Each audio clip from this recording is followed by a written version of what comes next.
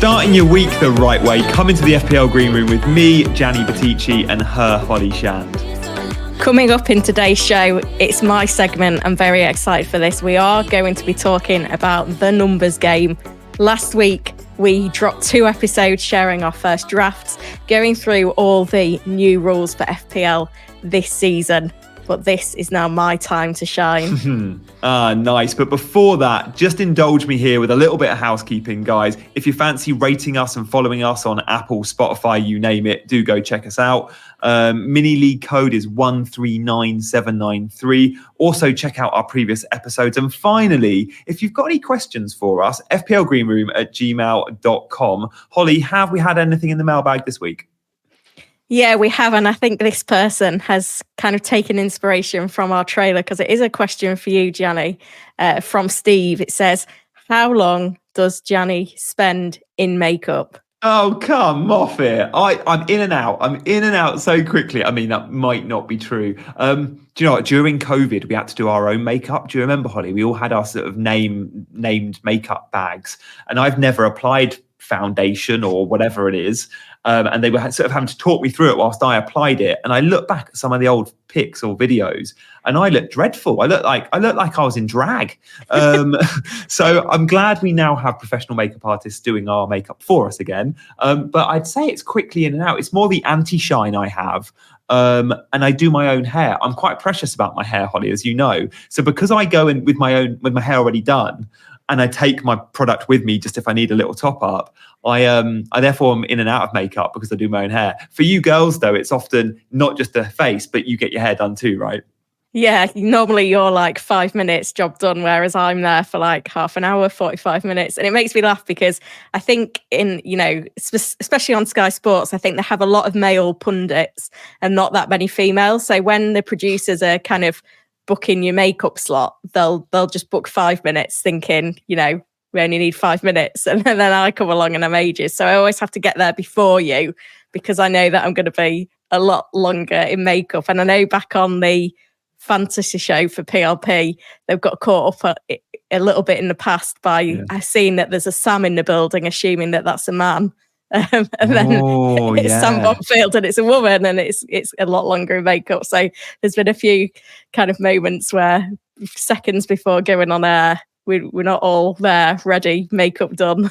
Oh, yeah, I know that. We've been there a few times where it's been pretty tight, and for me, I guess that's not the case, but for you girls, it can be. One thing I do remember from the last time we were in makeup together, Holly, and it was at Sky. They did start combing my eyebrows, which I found very interesting, and I can completely understand why. But for some reason, I've been doing TV appearances for 5 years. I've never had my eyebrows combed, but it looked brilliant. I'm going to start combing the eyebrows. I don't pluck them, despite people thinking perhaps I do, because they're terribly well shaped, but they're also very bushy. So the combing the eyebrows was a new one. I might have to start doing that more often.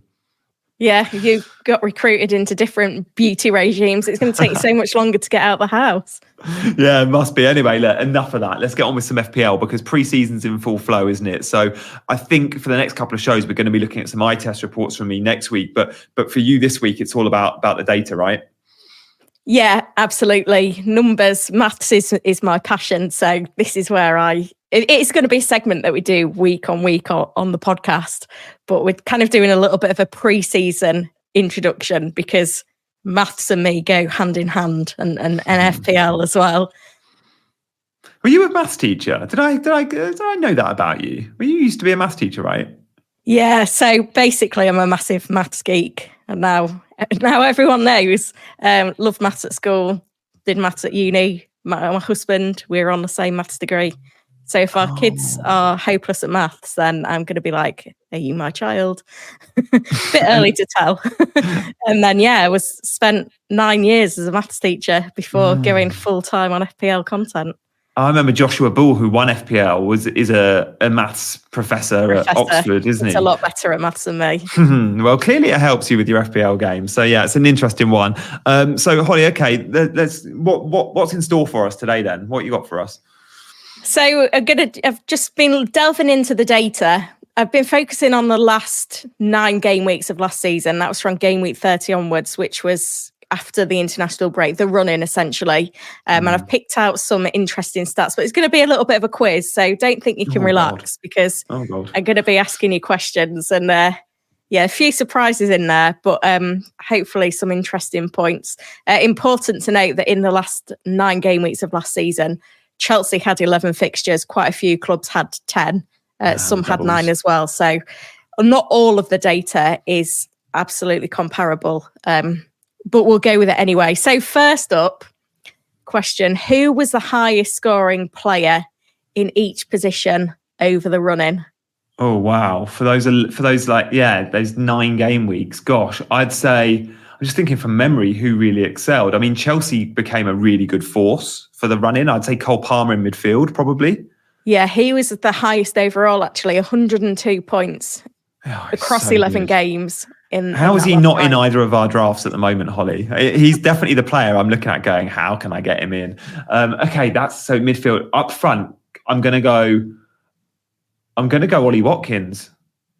It wasn't Watkins. Watkins kind of regressed a little bit. Oh, it was Isak. Was it Isak? I mean, I would have guessed Isak myself, but it wasn't Isak either. Who came up on the last day of the season who was on my bench? Oh, Mateta. Yeah.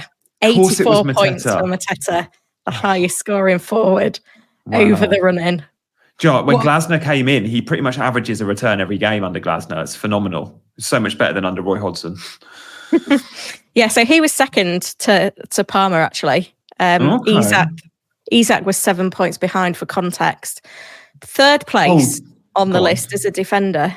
Gvardiol. It must be Gvardiol. He was effectively playing he's like a wing back. He was so far advanced. He was the outlet down the left-hand side. If you had him, you had a great end of the season because he was a differential. If you didn't have him, it was difficult to make big gains because everyone that was making the big gains owned Gvardiol. Exactly. 6 goal involvements over the last 10 games of the season, which is ridiculous. And I guess the thing that we want to know is he going to continue to resume those positions? Because we've seen, the likes of Jack Grealish, full pre-season under his belt. Could he get back into the City fold? It was okay when Foden had this kind of loose floating position that Gvardiol could hug the wing. But that could all change. What about goalkeepers? Oh, I know if we look at last season's best goalkeepers, I think Pickford was first and maybe Leno, Raya were 2 and 3. But I can't think of those guys keeping a ton of clean sheets. I mean, maybe Raya, just because Arsenal was so efficient. But Raya doesn't get the save points or the bonus points, which is why we're probably not picking him this year. Although I think he is 20% owned so far this pre-season. I don't know, I'll go Raya, but I don't feel strongly about any of them really. Yeah, you was close. You did mention his name. It was Pickford, 5 clean sheets. But yeah, it's that accumulation of bonus points, Everton grinding out those results to ensure their safety, which really helped Pickford there. So yeah, Pickford, the highest scoring goalkeeper, Gvardiol defender, Palmer was the midfielder, and Mateta was the forward. So I guess, are all of these considerations for your game week 1 player pool at the moment? I think so. They probably have to be. I mean, probably not Pickford because I'm still targeting the Everton backline, but there are good 4.5 options there in Mikalenko. Yeah. Gvardiol I would love, and he's definitely worth the extra 0.5 on the other Man City defenders. But my problem with Pep is he goes through phases of different fullbacks in different patterns, and we just don't know Gvardiol is going to be down the left. He should be based on last season's run-in, but Pep being Pep, he could play Ake that you just don't know. And Gvardiol could be the left centre back, where I think he probably prefers to play, where he plays for Croatia. Palmer, absolutely massive headache on Palmer. Mateta, no, just because of the Olympics and also just because Eze is 7 million. And if I'm going for a Palace attacker, Eze feels slightly better because he's cheaper. So yeah, interesting one there. Interesting one. I mean, how do you feel about Mateta? Because we both owned him for the run-in last year, but 7.5, he's not cheap. Yeah, one of the biggest price increases for this season, actually. And I think if it wasn't for the Olympics, then I think he would be in a lot more drafts because obviously Crystal Palace have the fixtures. For me, it's Palmer who I may not get to. Gvardiol's probably the more likely of that quartet that will make my game week 1 team. But we'll have to see. Moving on to looking at goal scorers then. Which player had the most big chances on goal over the run-in? Do you know what? I'm still going to say Haaland. Haaland's, I don't know if this is right or not, but Haaland over the season got a ton of big chances, more than anyone.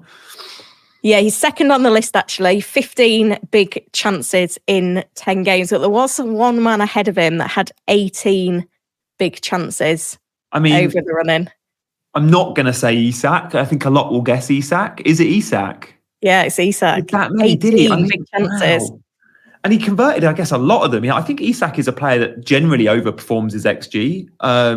But that is phenomenal. Like, Newcastle attack is functioning well. Let's hope they continue that, because I think for game week 1, Isak, I think I saw on your YouTube channel, Holly, in terms of experts, content creators, around 90% have got Isak in their teams, right?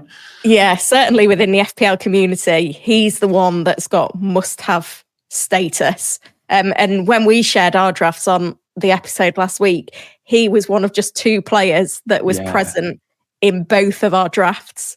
So yeah, that is certainly one. He was also top as well for XG in that same period on 9.33. And it helps as well, doesn't it? Callum Wilson, we know he's been rolled out for the start of the season. They did kind of play together a little bit as a 2 in the tail end of last season, which didn't dent Isaac's output, but not having Wilson as a threat if there was a switch back to the 4-3-3 or being out on the wing is obviously very, very appealing as well. Now, third on the list, it was a tie actually between Mateta, who we've already talked about, and Nottingham Forest Chris Wood, who I've seen in the FPL community is getting a lot of love this week. So is he now the ultimate enabler, with doubts over João Pedro, who was in my draft last week, who hasn't gone on Brighton's pre-season tour? Yeah, he's not gone to Japan, has he? But the comments of João Pedro were like, he's not gone because he's resting up, so he can still have some pre-season before the start of the season. But yeah, I mean, Chris Wood, he's 6 million, so he is 0.5 more than, say, an Armstrong or a João Pedro, but he's playing for a team with very good fixtures, and he's an out-and-out number 9. My only concern with Chris Wood is, and the fixtures are there for him, is before Awoniyi got injured, Awoniyi was first choice. Awoniyi, in his first season at Forest, scored 10 goals. Even last season, he didn't play a huge amount last season, only 1,000 minutes. He still got 6 goals, 3 assists. And again, 6 goals from an XG of 4.85. Like, he overperforms. Chris Wood, I know, went on an unbelievable run last season, and he did score 14 goals. And he played nearly 2,000 minutes. But I'm still not sure he's first choice if everyone's fit. I think Awoniyi could still get the nod. Or if he is first choice, he'll have Awoniyi breathing down his neck, and if he has a bad game or 2, he's out the team. If Adam Armstrong or João Pedro has a bad game or 2, I still think they're first choice. Chris Wood doesn't come with that absolute guarantee. But I get it. If you think he's going to start a game week 1, you could still just chuck him in, because if he does start scoring goals, he's not going anywhere. And the first 3 fixtures are Bournemouth, Southampton, Wolves. They also play Brighton and Fulham in the first 6. Like, it's a very good... I feel like Forest have probably flown under the radar a bit. I'm seeing Gibbs White in a few drafts, Hudson-Odoi in a few drafts. But yeah, maybe Chris Wood needs to be considered. I don't think I'll go there. If I go for a budget forward, it will probably be a 5.5. But I understand it. Yeah, so will you be appealing to producer Mark, who's a Southampton fan, and saying that Adam Armstrong is the budget enabler that you're looking at? Yeah, probably. He also comes with the penalty appeal, the talisman appeal, Chris Wood, and probably the 90-minute appeal, which Chris Wood doesn't have any of those things. Like, we think Gibbs White will probably be on pens. So, yeah, I like Adam Armstrong. I guess one thing we always should know, newly promoted teams, 90% of the time, the reason they go back down is because they can't score enough goals, right? Some teams buck the trend. Luton went down and Luton scored loads of goals. Luton's problem wasn't actually scoring. It was at the other end. But most newly promoted teams, where they struggle is goals. Can Southampton buck the trend and actually score lots of goals? Maybe they can, because they are an excited team going forward.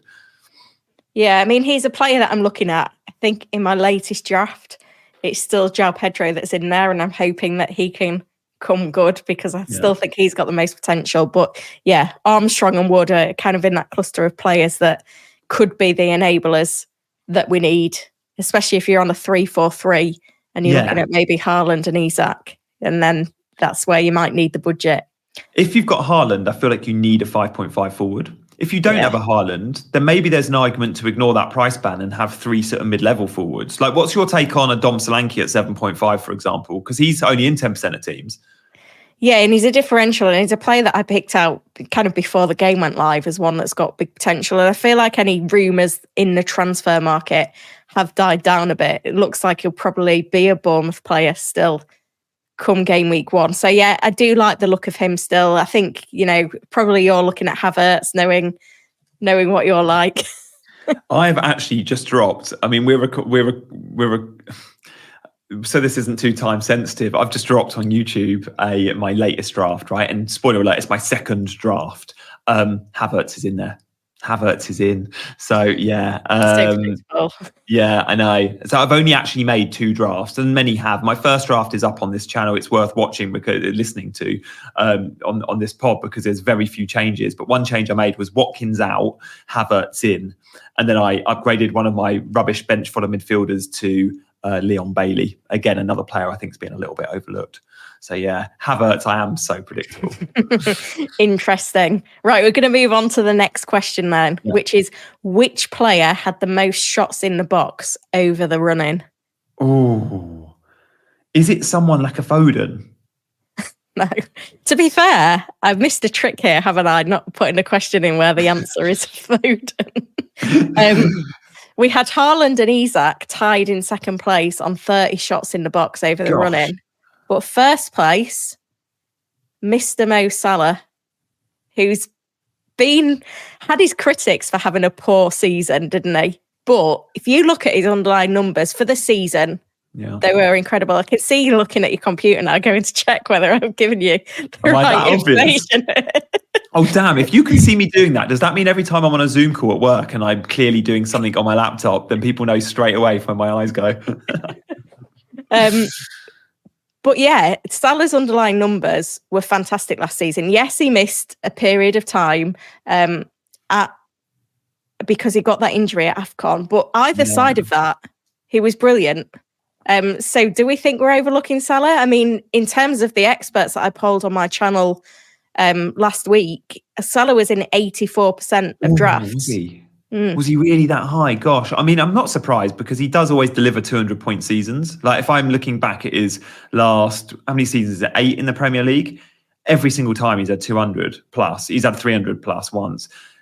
Last season was his lowest season though, 211. But you rightly point out the minutes there. With AFCON, with his injury, he only got 2,500 minutes. Usually he clocks 3,000.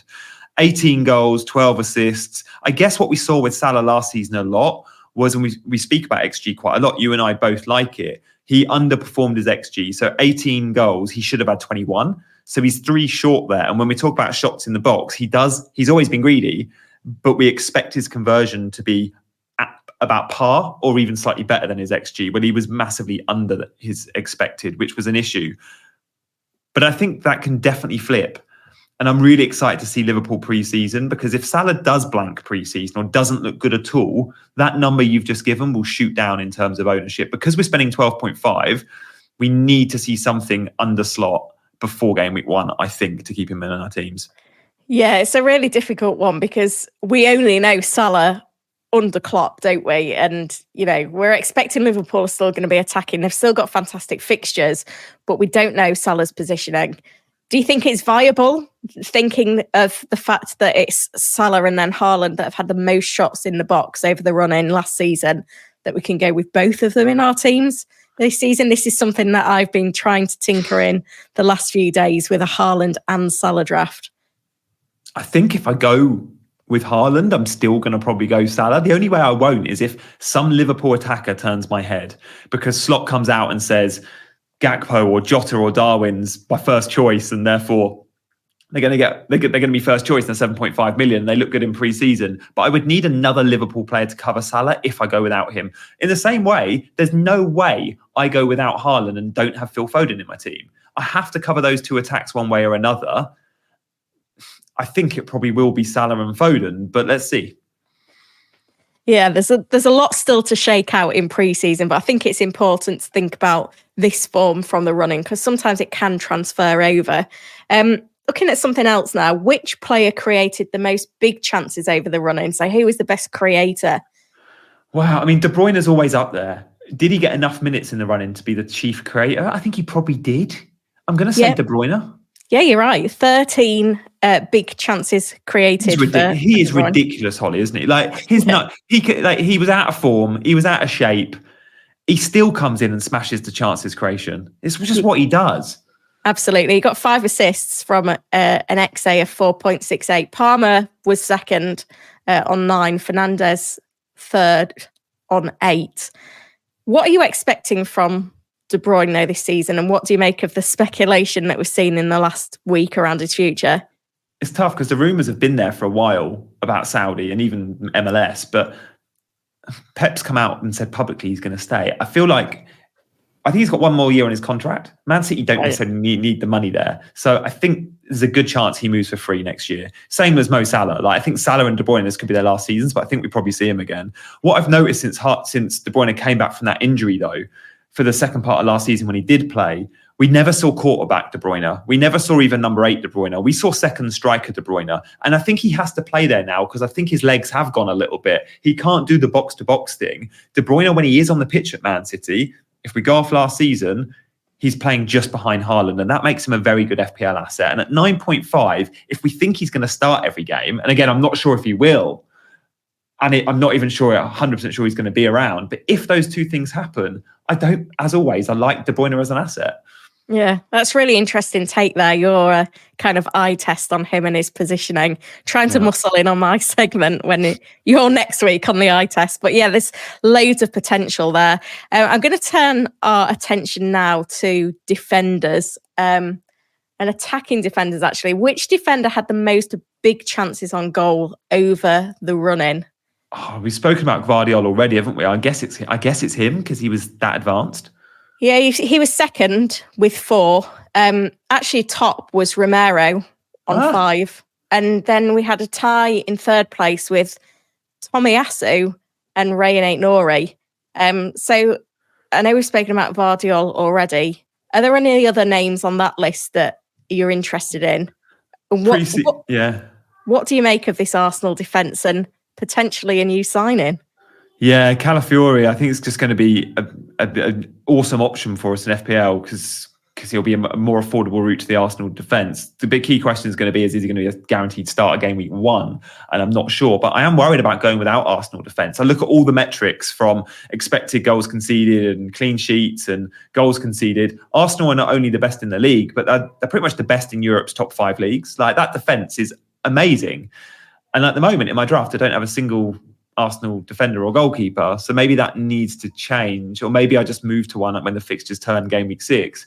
And then Aït-Nouri on that list, Holly, 4.5 million. Like I expected him to be 5 million because he's super attacking. He's a wing back, but can sometimes even play further forward than that. And at times he was in front 3. Aït-Nouri is an interesting one for me, but the Wolves fixtures again are dreadful. He'll be one that early wildcarders might pick up. Yeah, it's maybe someone that you bring on board game week 4 or later and take advantage there. Yeah, the Arsenal defence is a weird one. I think I started off with Ben White in my first draft, and now I'm looking at Gvardiol, and it's very difficult to figure out exactly who to go for in that Arsenal defence, who's nailed.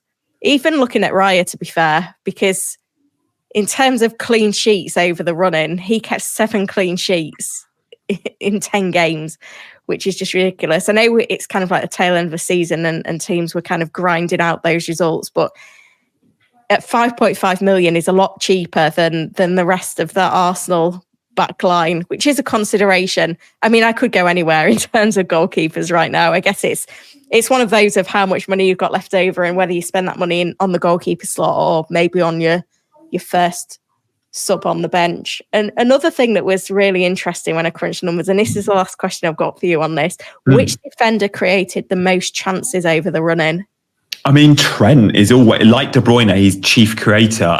I'm trying to think, did Trent miss a few games? Maybe he did, but maybe that didn't matter. Was it Trent? No, Trent doesn't even make the top 3, which is really a top 5 because there is a tie for third place. But it is a Liverpool defender. Oh, okay. Robbo's in there. 27 chances created from Robertson over the final 10 games of last season, which is super impressive. 5 of those were big chances created. He actually had an XA of 2.31, only got the 1 assist. Ben White significantly behind him on 16 chances created in second. And then third place, we had a tie on 13 from Reguilon, Dallo and Munoz. So Robertson, there's been a lot of hype for Trent in Arnslot's new side. But what about these other premium defenders? Is Robertson one that we need to consider? What are we expecting from this Liverpool defence? You have those players that have always been good, but you never pick them. Robertson's been that player for me. Like, I can't remember ever picking him. And I must have done, but very few times. And I don't know what it is. I just always see a better option in Trent and always worth the extra. Even at times he's matched him. The big question for me will be who takes set pieces at Liverpool. Like under Klopp, it started off always Trent. Then Trent and Robbo started sharing corners and some set pieces. And I want to know what happens under Slot. If Robertson's on half the set pieces, then it makes him a much better asset. Yeah, I remember having a season ticket at Hull when they were last in the Premier League. It was Robertson's last season.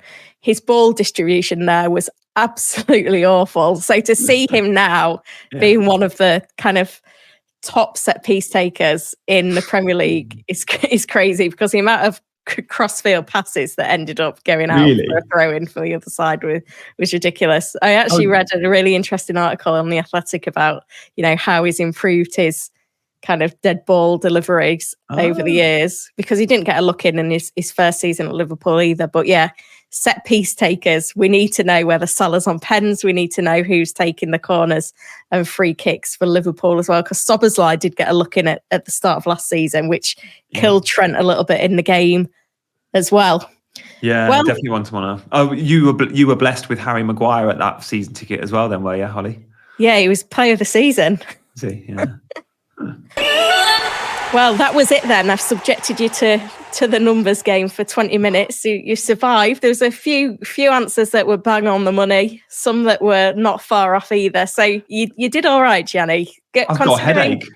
Considering some of the gaffes I've seen from a mathematical perspective on your pre-season content, I think you've survived. Yeah, somehow. I need to go for it. Lie down now. No, to be honest, the numbers pre-season I'm not bad at. Like I do my research and I do consider data.